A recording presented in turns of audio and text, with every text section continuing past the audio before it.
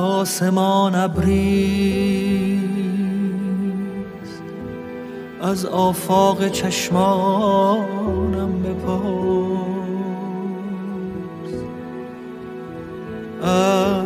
بارانیست،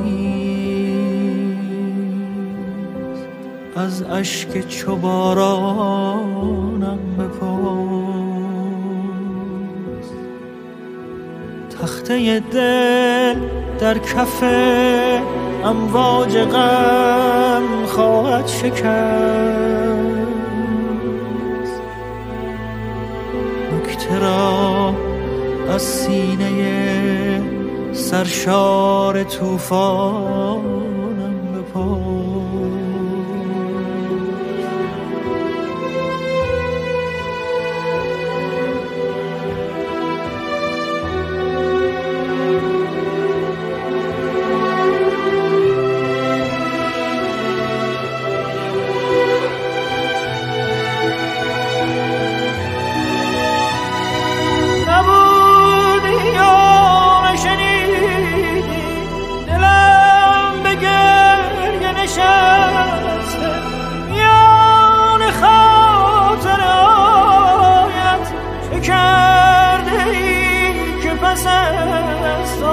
به هر کجا که تو بودی غمی نشسته به جایت. کجای این شب هجران، کجای این همه راهی که از دریچه چشمت نمیرسم به نگاهی.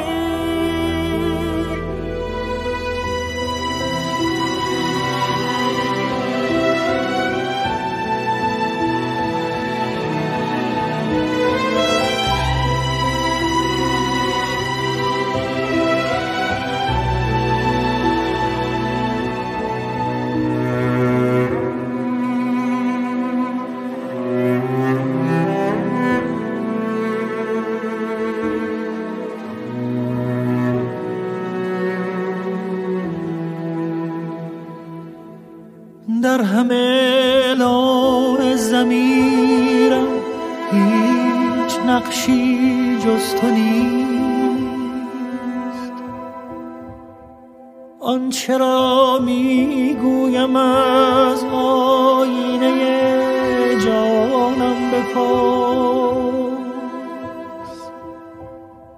آتش عشقت به خاکستر بدل کرد آخرم.